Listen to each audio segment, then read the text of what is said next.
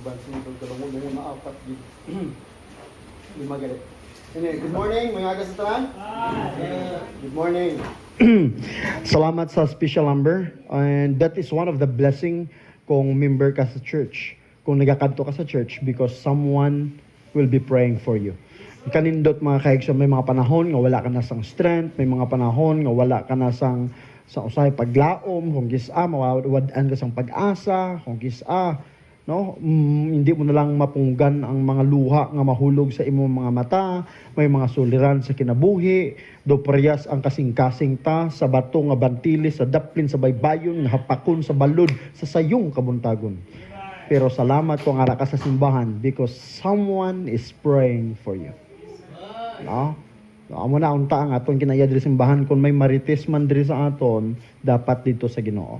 Ihambal kung ano ang dapat mo nga i-pray sa imo isig ka tao. So that's the beauty and that's the blessing when you are in the church, because somebody will pray for you. Kung hindi ka man ampuan sang mga parehas ni mga membro, pero i-assured namon nga ang mga staff and even your pastor are praying for you. Amen? No, nindot yung nana. So, anyway, your Bible please. Again, this is the second Sunday for 3 years. Second Sunday na to, nagtudlo mahitungod sa giving. Tungod kay sadto matingalang iban nga may giving ta pastor. Sadto wala ta nagbutang sang mga offering box dire, ang gipamangkot ng iban pastor, ang iban may giving at church, ang aton nga wala. So daghan sa mga pangutana. And one time gidala ko kamo dito sa isa ka church nga ako ang speaker, and some of you natingala. May ingon ana day nga giving, may mission giving gali. Anong buot paintindi sina? And so on and so forth. So, wala pa nato nagitun-an sadto. Kay kaniadto nag-focus ta mahitungod sa atong relationship with God, nag-focus ta sa ato nga kaluwasan, ang assurance of salvation, and busy Christian living. And today, for the first time and forever, sa atong church, nagtudlo ta sa ang gitawag the principle and the basis and the reason why we give. Nga may ara offering ang church. Now, if you have your Bible please in the book of Genesis chapter number 22, verse number 1 down to verse number 4. Sa atong mga Bible please, Genesis. So, ang atong imuon karon, ginhatag ko, gi-summarize ko ang mga points tong nang ligid nga Sunday, ug balikan nato karon. Ang atong buhaton is we will go deeper sa pag-study sa pulong sa Ginoo diri sa aton nga lesson karon mahitungod sa giving or offering. In the book of Genesis chapter number 22, ang Genesis that's the first book nga gisulat ni Moses. So, ang Genesis ang first nga book. Genesis chapter number 22 verse number 1, the Bible says, "And it came to pass after these things," si Abraham gibless na, damo ng blessing niya, "that God did tempt Abraham." The word nga tempt, dili ka ng word nga pagtintal, nga gitintal, kaya ang Diyos dili magtintal sa tao. Ang word nga tempt, ang buot paintindi, gitest, gitry, or giprove. Kay may gusto ang Diyos nga i-prove something sa life ni Abraham. And the Bible says, God said, and said unto him, "Abraham," and he said, "Behold, here I am." And God said, ingon sa Ginoo, "Take now thy son, thine only son Isaac." Nga gitawag siya nga Isaac. Kay isa lang, no? So muna Isaac, isa. No, joke lang. Isaac, whom thou lovest. Siya Abraham, ihatag ikuaan ning imong isa ka bata, amo-amo lang nga bata, nga imo gipalangga, and get thee into the land of Moriah. Now, kanang land of Moriah, agitawag na sa Old Testament nga Moriah, ang buot paintindi karon nga lugar nga panahon mauna ng Jerusalem. So kung may babasa ka mga word nga Moriah in the Old Testament, sa New Testament gipanganlan kana ang Jerusalem. Now, ano nang Jerusalem? Ang Jero ang buot paintindi city, ang Salim means peace. So magistorya ka nga Salim, sa Arabic salam na, no? Salam alaikum, peace be with you. Sa Hebrew mga kaigsunan, Salim. Gitawag na nga Salim or peace. So Jerusalem ang buot paintindi, the city of peace. So karon kanadto Moriah, karon gitawag siya Jerusalem. And offer him there for a burnt offering upon one of the mountain which I will tell thee of. And Abraham rose up early in the morning and saddled his ass, and took two of his young men with him, and Isaac and his son, and cleaved the wood for the burnt offering, and rose up and went into the place of which God had told him. Then on the third day, Abraham lifted up his eyes. Tatlo na kaadlaw nga lakat nila, wala pa sila kaabot. Kag pagka tatlo kaadlaw, nakita niya layo pa ang bukid. And nakita niya ang bukid sa layo. And mga kaigsoon, verse 5. And Abraham said unto the young men, abide ye there. So niya, dili lang kamo ha. So, naglakat si Abraham, dala niya ang iyang anak, may duwa siya kabatanon, yung nagtabang sa iya, sila niya, pabilin sa mo dire. Sila niya, and I and the lad, ako kag ang akong anak, will go yonder and worship and come again unto you. Now, listen, kanang word nga worship dra, i-circle nyo na, kaya amo na ang first nga word nga worship makita mo sa Bible.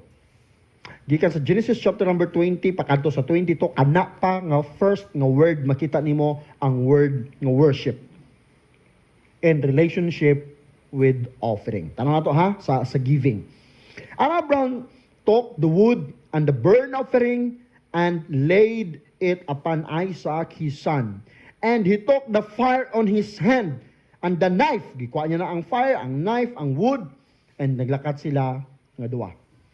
Dahil taod-taod, samtang galakaw sila sa Isaac nang utana, sila niya, araw naman ang aton nga kalayo. Araw naman ang aton nga mga kahoy. Sila niya, diin ang aton i-offer. Kaya kasara, may harap mag i-offer. Hindi man pwedeng magganto sila dito nga wala sang i-offer. Kaya offering gani, magganto sila dito mag-worship. Sige no. Siling ni Abraham. This is the first nga mga kaigsuunan nga term gigamit pod ingon ni Abraham, the Lord will provide. Sino sila gagamit nga expression most of the time? Ang bawal sila nga, uy, wala ta bugas, mahambal ka nga, the Lord will provide. Uy, wala ta sang amuni, mahambal ka nga, the Lord will provide. Pero kung tanawon mo na ang context sa kana nga verse, ang naghambal sina tong tawo nga nag-involve sa giving. Meaning, listen to this, kung hindi galit nimo kinaaya ang mahinatagon, wala ka sang karapatan nga mag-claim sini nga verse. Naintindihan nyo? Maghambal ka kung mamatay ka, sa kapaingon, mahambal ka sa langit. Kung wala ka nakadawat kay Jesus Christ, wala kalabot sang langit. Naintindihan nyo? So may mga isolated nga verse sa Bible nga applies lang into certain people. So Abraham, ingon niya, kay mag-offer ko sa Ginoo, kay maglakad ko dito, kay maghatag ko sang offering, don't worry, anak, God will provide. Meaning, mauni, when we give something to the Lord, mga kaisan, no matter what happens sa mga life, pwede mo ihambal sa Ginoo, i-claim ang promise sa Ginoo, that no matter what happens, as long as I am giving to the Lord, dili ko mag-worry because the Lord will provide. Hindi ka pwede mag-claim sa nga verse. Kung ano sa tanan, hindi ka may natagon. Kaya ang tao nga nagbuhi sa nga statement, ang tong tao that he is willing to give something to the Lord. So sa itong pa mo na ang prinsipyo. So, paglakat niya siya, my son, the Lord will provide. So, let's pray. Okay pa ka mo? Father, we thank you, we praise you, Lord, for this wonderful day. Bless us, Father. Ang Ginoo sa amon, Ginoo, Lord, nga pagisgutan karon ang imo nga pangalan mahimaya. Forgive us from our sins. Help us, Lord, nga makaintindi sa mga pulong. We are about to partake spiritual things and we need spiritual understanding that only comes from Thee.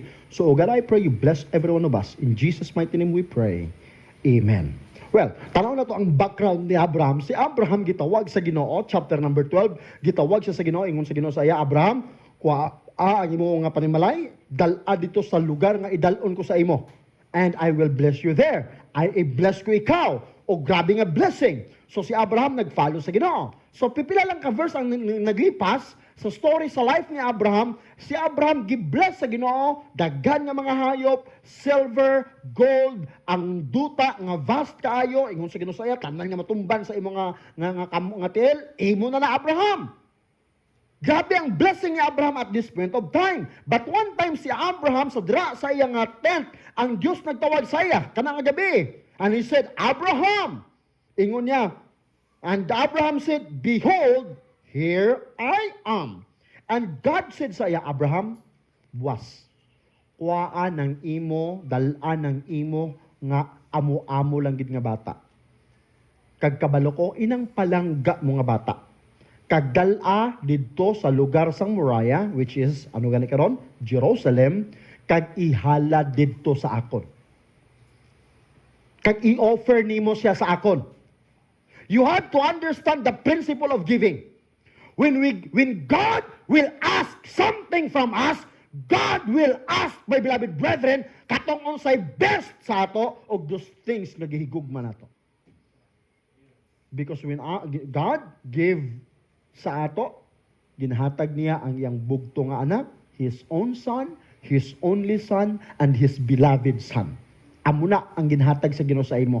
Ang pinaka-best sa Ginoo ginhatag sa imo. That's why when we offer something to the Lord, let us offer something unsay best, unsay gilab nato sa atong kinabuhi. Now, when we talk about giving, don't get me wrong. It's not about money. Gisgutan nato ganiya. When we talk about giving, it's not about our money. We talk about our talent. That we can offer something to the Lord. Ang imong talent. Kung ang imong talent, mayo ka magkanta, then do it there sa church. Hindi ka magkatulid sa video kayan, perminti ka lang talo-taluan. Pag guman mo kanta, 99 dayon, bisan partikaya bag, no? Hindi mo pa mga pronunciation, wala pa ka-timing sa kwan, sa pagbasa, no? Nagauwang ka na, untat ng music, pagkatapos 98, namian ka naman, then if you have talent, if you have something like that, na talent for the Lord, then practice in yung balay and offer it to the Lord. Because when we talk about offering, it's not about the money we offer, it's about the talent that we have. Problema, pastor, ang talent ko, kaon lang gid eh. Muna gining talent ko. Hindi ko na muna ang talent mo, kundi magluto-luto ka para may dalon ka di simbahan, nga hindi lang ikaw magkaon, kundi apilta, di ba? Talent. Ayaw ka magluto. Mga, di ba? Maayo ka mag-decorate. Kabalo ka mag-imo-imo sa mga bulak-bulak sa iyong mga kurtina. Kabalo ka magtanom-tanom sa mga may mga talent kang amo sina. Then do it for the Lord. Do something for God. Hindi ka magsugot ka mapatay ka lang nga hindi mo talent ara lang sa imo. Do something for God. Kabalo ka mag-decorate. Pagkatapos pagsunod nga Domingo, matingala ko na lang pink na lang taraning aton nga kwan diri, no? Church. Then may harap pagkita nga lini. Kaya daw kalain man kung ano ni, kung pula, kaya basta may makasulod nga baka di, bugto kita tanan. Pero may mga talent kang amos na no? Kabalo ka mag-arens-arens, kabalo ka mag... Di ba? So kung may mga amo ka na nga talent, kabalo ka mag-type, parang at least pila ka adlaw kung mag-special number ang aton nga mga Bible woman, hindi na sila magamit ng cellphone, no? Namin na gitong naagid sa papel. So can you imagine na when we talk about giving, it's not about money. It's about our talent. It's about our time. The best thing na ma-offer nimo sa Ginoo, not only your talent, but you can offer to the Lord your time also. Tagaan mo sang panahon ng Ginoo. Kaya mo damo sang into relationship, abid nila siguro ang kwarta ang amo ang pinakadako nga factor sa ilang relationship. O kada mo damo sina may ara ganida nga ginhatag na ang tanan at the end of the day gibiyaan ka lang gyapon. Natag mo na tanan, baka ka obra, ayawan ka kapalod. Pagkatapos ang load mo sa ibang gali gina-text. Pagkatapos kung ikaw na makig-text, gina-board na siya. Then at the end of the day, kung wala na gid, kagapoy-kapoy ka na, nakita nimo, mga kaisan, the best part nga ihatag nimo to the Lord, not just your talent, which is, I know, matag isa sa aton may ara gid, no? Wala mo lang na-discover sa pagkakaroon. Pero karon intindihon mo, it's your time to shine. There is a church. You offer your talent to the Lord. Ang iban sa inyo, kabalo magtudlo. May mga bata tada, hapit na gina na ma-plaster na atong dira, magtudlo sa mga bata. At least mga bata ta kabalo magbasa, di ba? Magpakanta dira sang langgam naglupad-lupad, mag-Bible story. Kay maayo ka man manghimo-himo istorya, igamitan na dito sa mga bata. At least pagkahuman, di ba tay? Pagkahuman, at least mapasalamatan pang Ginoo kaysa mga istoryada nga maabtanay ka mo sa barangay. Gamitan na, damo story sa Bible, study. Pagkatapos, sa sunod, mahambal ka, Pastor, pwede ba ako mag-Bible story sa mga bata? Di ba? Your talent. Kaysa lang magbula-bula ng baba mo kung sino ang mga ginapang chismis mo. Nagkakapamaol ng bag-ang mo ka istorya sa kinabuhi sa iban. why not use your talent for the Lord? Not only that, why not give your time to the Lord also? Sa panahon sa Domingo, that's the time you can offer your time sa Ginoo. Lord, I love you. Ari ko di karon, ihatag ko ang akong oras sa imo. Diba, nagambal ko sa to sa inyo, may duwa ka amigo, nag-decide sila magsimba. Pagkaaga, ang isa nagpang-harvest, ang isa nagsimba. Then, itong nagsimba, una-una niya, sila niya, baw, kung nang-harvest lang ko, damdamo, giguro ko karon na saghaw mo, kag damdamo, gigo party subong. Te, nagdugi pa mo man ang wali ni pastor, isa pa lang kapits, may apat pabilin. Ang una-una niya, nga, sa simbahan siya, una-una niya, adto sa gawas. Itong amigo niya man nga ito nagapang-harvest, una-una niya man. Siya ba, ano ayan ang wala ni pastor? Unta, basta lang ko mang-harvest, simba, unta ko subong. So, ang bisan ara sa salarbisan, ang una-una niya ari simbahan. Pamangkot, sino sa iladuwa nagsimba? Wala. Kaya bisan ari ka pa di, kaguna-una mo, wala, di, sayang ka lang ka oras mo. Muna kung ari ka simbahan, dapat ka mamate. Namin ni Sato, namiyan ko sa amunin nga sit-up, no? Sa iba niya simbahan, damo-damo, membro, mga wala batasan. Dra pa sa simbahan, sa sulod, amo pa mag-inistorya. Oo, may amuna, may amuna. Sa inyo, di ko may amuna, habuyon, huwag ka mo ka-Bible. Ari ko na ani sa taas. May mga amuna, pagkatapos harap pa sa sulod simbahan, pag dra pagin magtawag, hello, karon lang, idulong ko lang ng kwan. Bulad karon nga, gin pa. Ara sa sulod sa simbahan. Ano klase nga offering ang ginahatag ta sa Diyos? If you love God, and when we talk about offering, you offer your talent to the Lord, your body sa Ginoo, but you must also offer ang imong full nga attention, your time to the Lord. Iuras mo para sa Ginoo. Kanami man, no? Kanami man nga may ara nga nagadumdum, kag may ara nga, di ba? Kanami nang may gadumdum sa ato, may magkonsay mo, nakakaon ka na? Di ba? Mambal ka nga, sabto niya kalayo niya, mayo pa ka. Hindi bala? So that's the time, mga kaigsunan. When we talk about offering, it's not about money. Of course, we talk about our talent, our time, also our treasure. Kaya kung diin ang imo treasure, dito man imo kasing-kasing. So whatever we love, nga ginapangayo sa Ginoo sa ato, be willing to offer it to the Lord. So, ang giving, you have to understand this. Giving, dili na for pastoral, personal gain. Iriso na sa imong otok. Iriso na sa imong otok that when you give something to the Lord, para na sa personal nga gain ni pastor. Pamate ka mo, kung gusto ko mangwarta, hindi na lang ko magpastor. Kaya dako nagasto ko di sa simbahan. But I praise God for that. And wala ko gamahan sila. Pero ako ba't intindi ba? Intindihon nyo. At na si Pastor Dre siguro, para lang nga pangwartahan ta. Amo na nga ginapasimbagita niya para maka-offering ta. Para nga, hello. Wala ka ma-idea pilang. Ang aton simbahan, we need 10,000 per week. At least. Hindi ko na lang paghambal ang offering ta kung pila kay basi, masyak ang kamo. Kag mangayo kamo dayon. In order to operate our church properly, maka-function siya properly, sa tanan nga galastuhan nato diri, we need 10,000 per week. Apil mga allowance sa staff, mga pagkaon, and so on and so forth, kurente, sigarilyo ni pastor, ano pa? Are you still with me? So you have to i-crush out na sa imong mind that when you give something sa church, para sa personal gain ni pastor. No, it's not, ma'am. No, sir. Now, harap pag yun. There are some churches that when they give, ang pastor magmanipula sa ila, magmanipulate sa ila, maghambal sila nga, ihatag mo ang tanan sa Ginoo nga kwarta mo, kay i-bless ka sa Ginoo. Kabati ka mo sana. Kung maghatag mo sa Ginoo karon dapat tanan-tanan gyud ihatag niyo sa Ginoo tanan yung nga kwarta kay para nga pagpuli niyo tanan yung nga utang wala na tanan yung nga sakit matangtang tanan yung nga tanan i-bless ka magtaas mo sweldo ma-promote ka so on and so forth may bago ka sa kinan karong tuig may bago ka nga balay just give it to the Lord may mga amo sina. You have to understand mga kaigsunan that's not the motive why we give. The very reason we give to the Lord, it's not because para i-bless na sa Dios. We give because God already nag-bless na sa ato. Ang imo pa health is not enough. Ang mga giampo mo sa Ginoo nga gisabat sa Ginoo, dili ba na enough? Ang imo mga kaigsunan kinabuhi nga gi-extend sa Ginoo, dili ba na enough? Ang freedom nga ara sa imo karon, dili ba na enough nga reason nga maghatag kita? So when we give to the Lord, dili tungod para i-bless na sa Dios. We give it is because God already nag-bless na sa ato. Sayop na nga motibo nga maghatag.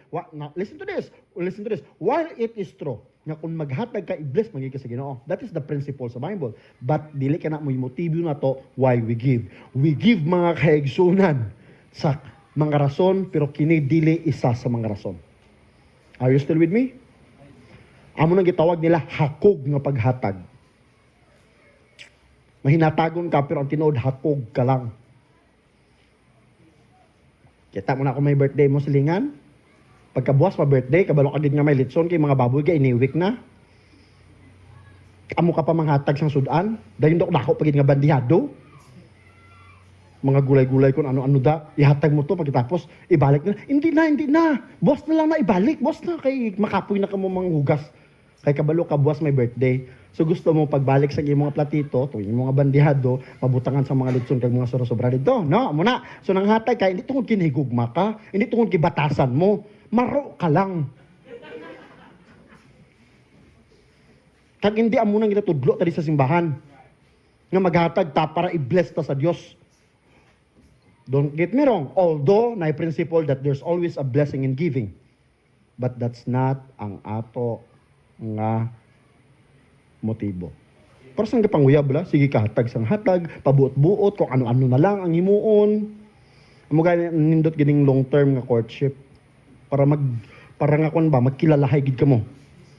Hindi sabi ng mga panguyab-panguyab lang, hatag sang bulak, hatag sang chocolate, bisan buyayawon mo, mas smile lang. Dumamo na bala. Bisan nasakitan, ginatulon lang. Nang tanong bala, puro na lang pakitang tao kay parang, kay nga nagasakripisyo siya, kay nga kay may motibo. Pero once makwa ka na niya, muna mga lalaki, mag-careful ka mo. Ni mga babae, himuon nilang tanan nga pakyut, kag tanan na lang ang mga ano-ano da. Kaya kung makwa na nilang gusto sa aton, biyaan ta nga magilibion. Kita abing alaki dali-dali lang kita tuntuhon, di ba? Manday, Sir James gambal siya, hindi siya kakusog imen kaya si Mama Betty. Gasoro sinyas lang si Sir James.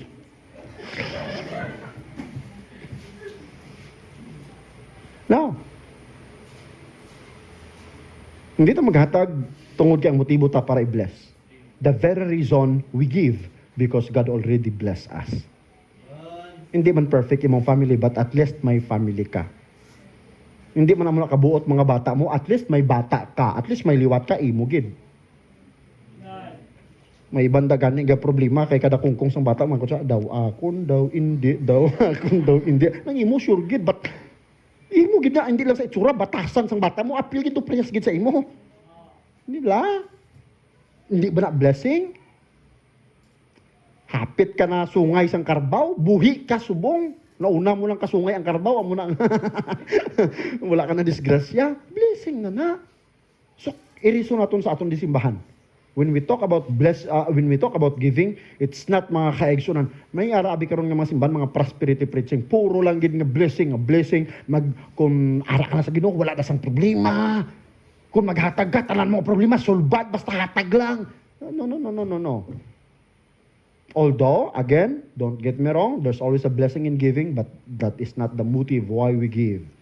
When Abraham gave Isaac to the Lord, hindi tungod kay gusto niya sang blessing. Kaya nga, tanan-tanan na, ara na sa kay Abraham.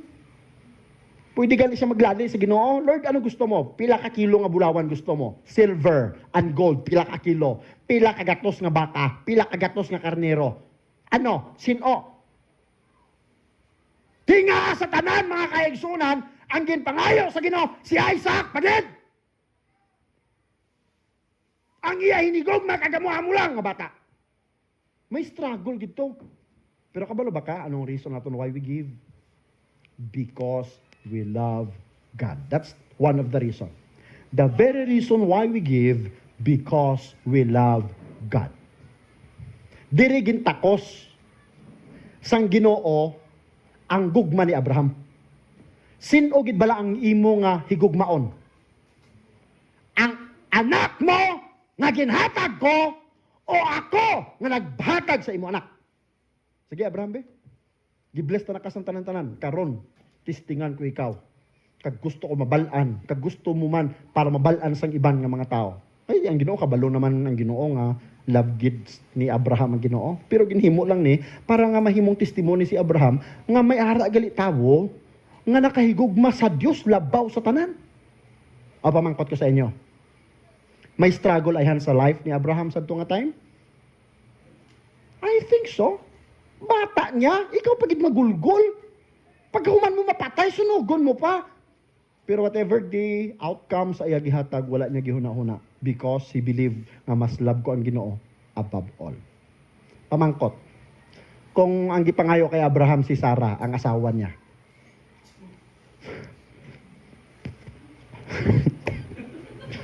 Sige be, kamo sabat be, mga lalaki. Anak mo o yung asawa mo. Kung asawa ang gipangayo si Sarah ayhan. Abraham! Ihatag kag gulgoles ang liyaw kag i-offer ng asawa mo sa ako. Mambas ko sa Abraham nga abwas pa, subong di ay. Dugay pang buwas. Subong na Lord now na. I want it right now. Wala sang kaano ni, sang ka-struggle siguro. So, hambal Abraham kadugay na kong kapoy ng minaw ng baba ng behana kapoy. Uyag nung. Ay salamat gipangayo sang Ginoo. Siguro, dahil Englande nga offering to natabo. No? May mga banda pa siguro, kung mga ano-ano da. Kaya, yes, sa wakas. Isa to kalalaki ba? Anniversary niya sa asawa niya. Iti mga kuha na sila, 30 years. Panampu ay ang lalaki, aga pa. Pag mata sa asawa niya, sila niya, honey, my love, so sweet, happy anniversary. Ang lalaki, kakaurungan, gangangang ba-ba-ba, gatanaw sa mga sa gawas. Sila ano ka? Di ba anniversary ta? Dapat malipay ka. Nakasurvive ta for 30 years. Siling niya, kabantay ka sang nanguyab ko sa imo 30 years ago. Siling sa asawa niya, Di ba anong hambal sang tatay mo? Nga kung asawahon ta ka, labon niya ko. At nga time, hapit ko napatay ang tatay mo. Kaya palangga ta ka. So, di anong natabuhuman naman to? Dapat malipay ka na. Sila niya, kung gipatay ko ang tatay mo, na priso ko, nakagawas na unta ko subong.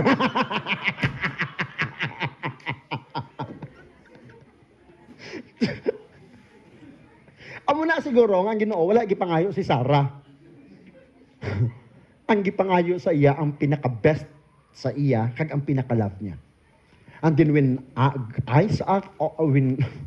when Abraham offer Isaac, na-prove gid naton karon.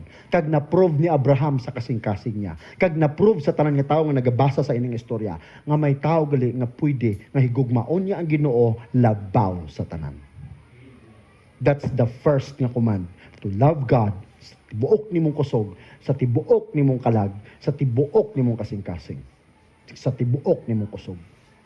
So, when we give to the Lord, you listen to this. This is a principle. We give, this is one of the reasons, because we love the Lord. Intindihon mo ni. Pwede ka maghatag na wala ka na higugma. Oh, inyo ni. Oh, imo ni. Oh, mayari ko di kwan. Imo na. Pwede ka maghatag nga wala ka na higugma. Pero hindi ka pwede mahigugma nga hindi ka maghatag. You can give without loving, but you cannot love without giving. Ang tao pwede maghatag bisan wala na higugma.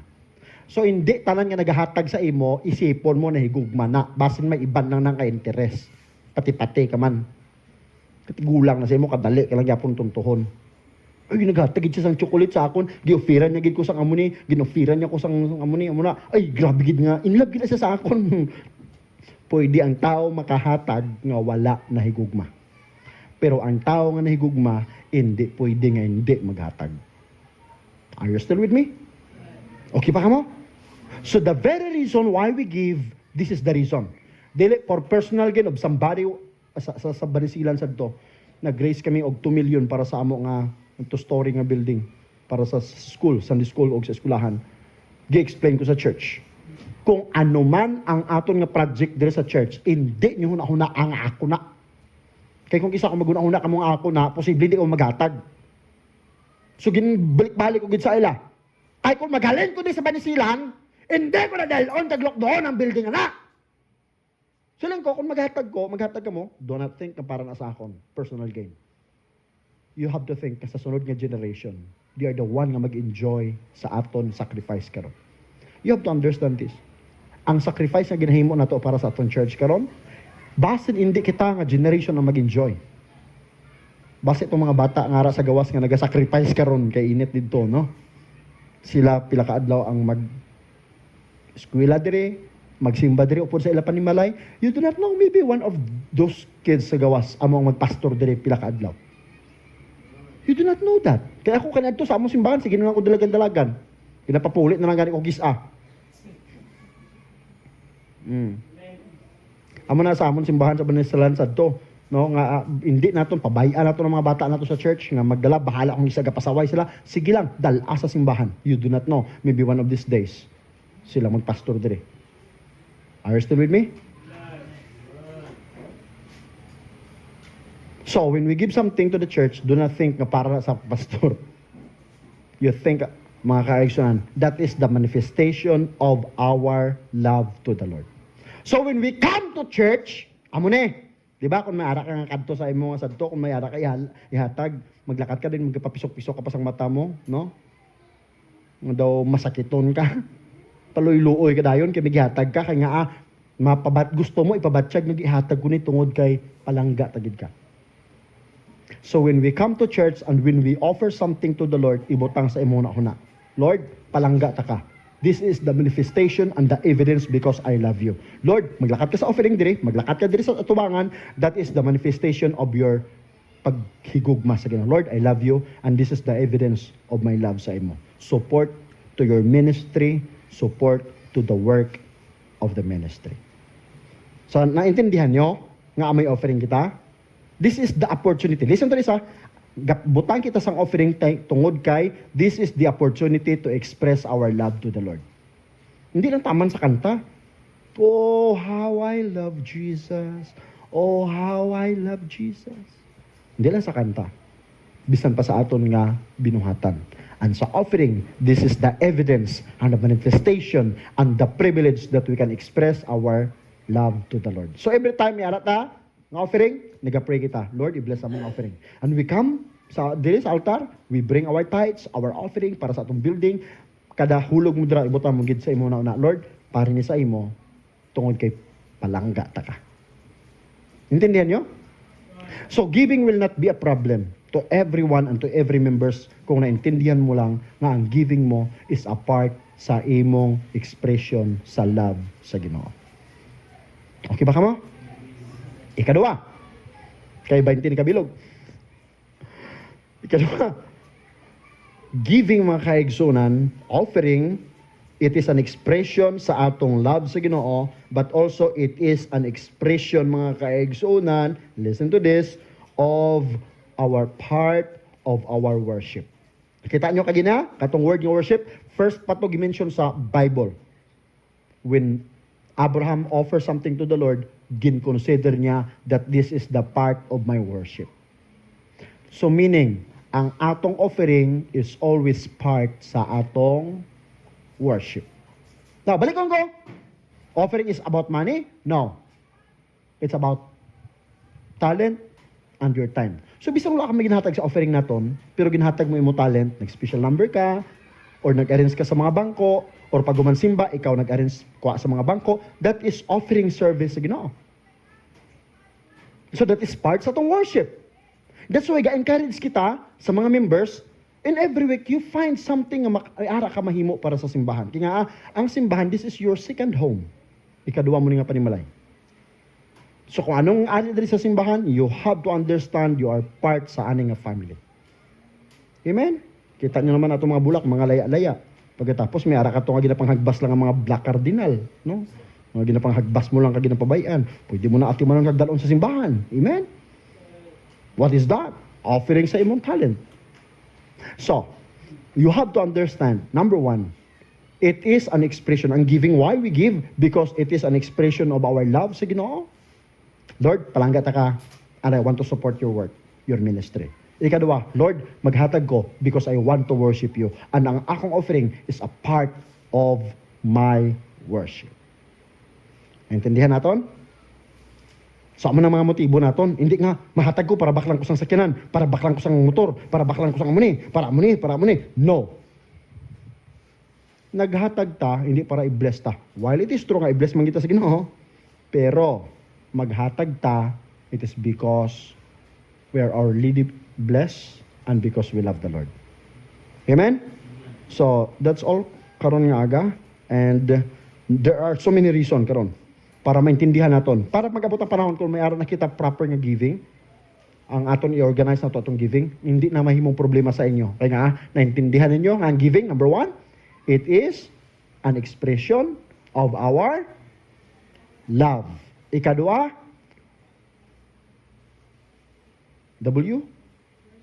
worship. Sa sunod naman ang iban. May naintindihan ka mo? So kung may arat ka giving, ang espiritu mo, basi ko ni bakal ni pastor ka champion o basi ko ni. No. You have to understand. Kadali lang. Prinsipyo sa paghataga. Pag maghatag ka gani, kag nahatag mo na, wala ka nalabot sina. Meron wala manghatag pagkatapos kada adlaw pa mangkoton mo. Di ba ginagaan ta ka sang bulad to isa ka adlaw? Itong nang ligad si mana ba? Di ba? Itong asa kilo to. Ang iban to ginaulod, pero ang uban okay pa man, di ba? Diin na to, diin. Ginano nyo. Di ba? No. Once you give it to the Lord, once you give it, mga ka-action, wala ka nalabot sina. May arat na, wala na sang string attached. When you give to the Lord, mga ka-action, it belongs to the Lord. Unto the ministry of the Lord Jesus Christ. I hope, one of these days, karong nga tuig, i-organize na to atong church. I hope sakto ang mindset na to when it comes to giving. Because there's different parts sa giving, different kinds of giving. No? Hindi lang anay nato, ang iban excited na, pero hindi lang anay, relax, no? Ato karon ginatudlo pa sa inyo ang foundation, reason why we give. Number one, we give because that is the manifestation of our love to the Lord. Ikadua, because that is the part of our worship.